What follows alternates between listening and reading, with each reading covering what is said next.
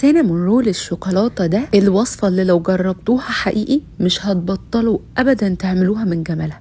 صيف أو شتاء، ريحة وطعم وطراوة ما تتوصفش. وصفة كده من جمالها بتخلص أول ما بتطلع من الفرن. وزي ما جربته قبل كده وصفة السينابون بتاعتي اللي كسرت الدنيا والحمد لله نجحت معاكم من أول مرة، فأنا متأكدة إن الوصفة دي كمان مش هتسيبوا حد من حبايبكم إلا وتقولوا له عليها. والكمية دي كلها تبارك الله من نص كيلو دقيق، رشة ملح، معلقة كبيرة من الحليب البودرة، ودي المكونات الجافة اللي متعارف عليها. بس في وصفتي النهاردة أنا هزود معلقتين كبار مليانين من الكاكاو الخام الغير محلى، وكده أبقى خلصت كل المكونات الجافة اللي أنا محتاجاها. امزجولي بقى كل حاجة كده مع بعضها، وحفرة في نص الطبق هنحط فيها 3 معالق كبار مليانين من السكر، نص معلقة كبيرة مليانة من الخميرة الفورية، وعليهم ربع كوباية من المية الفترة مش دافية ولا باردة.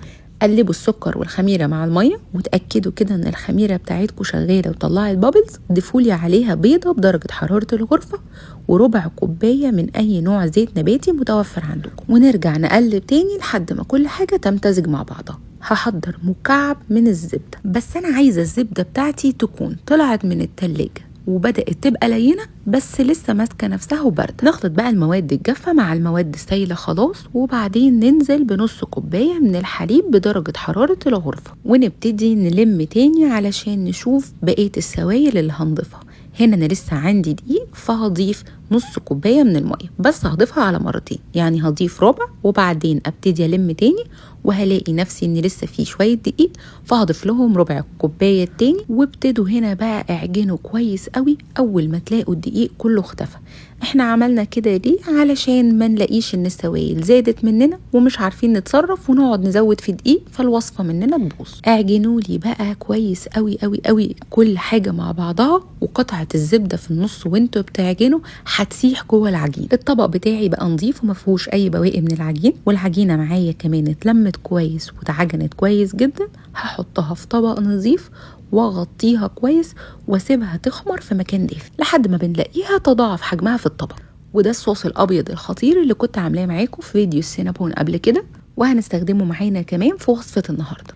تعالوا بقى نحضر الحشوه كده على السريع. معايا ربع كوبايه من السكر البني، عليهم معلقتين كبار كاكاو، معلقه كبيره من القرفه، ربع كوبايه من السكر الابيض، ونقلب كل ده مع بعض ونمزجه كويس جدا. وبكده ألذ حشوه ممكن تجربوها بقت جاهزه. العجينه بتاعتي اتخمرت كويس جدا وتضاعف حجمها. هبتدي بقى افتح عليها واخدها اشتغل بيها. بس شوفوا معايا كده الاول طراوه العجينه من بره عامله ازاي، وتخميرها من جوه المظبوط، ولا اتخمرت زياده ولا ناقصه تخمير. وده تبارك الله بيبقى المؤشر لنجاح الوصفه. رشه دقيق بسيطه وخفيفه على الرخامه بتاعتي، وهبتدي افرد العجينه على شكل مستطيل، بس ناخد بالنا ان العجينه تكون مرتبه كده وهي مفروده. وقطعه من الزبده اللينه بدرجه حراره المطبخ، وهبتدي افردها جوه العجينه بتاعتي بالشكل ده. وزعوا الزبده كويس جدا، وبعدين نوزع عليها حشوه القرفه والكاكاو اللي لسه عاملينها من شويه، ونطبطب كده بايدينا عشان نثبت الحشوه على الزبده. هنقطعها بالطول بالشكل ده وتكون اقرب للمتساويه بعينينا كده. هلف الرولات واقفلها بشكل منتظم كده، واحافظ على الحشوه بتاعتي جوه بالطريقه دي لحد ما بنخلص الكميه كلها. والحجم ده مناسب جدا لانه لسه هيتضاعف حجمه في التسويه والتخمير. وشوفوا لي قد ايه جمال وحلاوه السينابونات واحنا لسه لفينها ونيه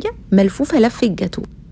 بايركساتي او الصواني بتاعتي اي حاجه هتقدروا تخبزوا فيها، وهندهن دهنه زبده، مش لازم نستخدم ورق زبده، عادي خالص.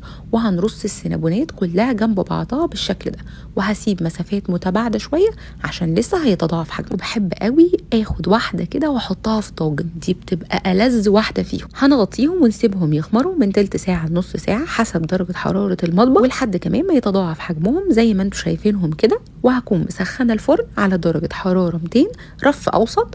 بياخدوا لهم بقى تلت ساعه بالكتير قوي في الفرن، وبتلاقيهم مستووا واخدوا لون مظبوط. اول ما بيطلعوا من الفرن بسيبهم يرتاحوا او يهدوا من درجه الحراره 10 دقايق، وببتدي اضيف لهم الصوص اللي احنا عملناه عشان يسيح عليها من فوق ويبتدي يتغلغل جوه مع الحشوه زي ما انا بعمل كده. حابين بقى تستنوا لما يبرد وتضيفوا طبقه كمان براحتكم خالص. ولما يهدى من الحرارة بتاعته خالص وما يبقاش سخن، ضيفوا اي نوع صوص شوكولاتة متوفر عندكم، او اعملوا انتوا صوص الشوكولاتة في البيت. واحكوا لي بقى عن جمال اللقمة بتاعتنا النهاردة، بس بشكلها كده تفتح النفس، حرفيا قطنة اول ما بتحطوها في بقكم بتدوب وبتسيح. مش هتلاقوا مع الوصفة دي اي مجهود في اكلها.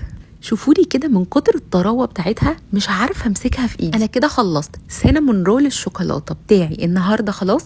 متاكده من سهولته وبساطته وحلاوته وقد ايه فتحت نفسكم عليه. هتقوموا تجربوه، وما تنسونيش ابدا من دعوه حلوه من قلبكم لو استفدتم مني، واعملوا لي كمان لايك وشير للفيديو. الف هنا وعافيه على قلبكم وقلب ولادكم مقدما، ومع الف سلامه.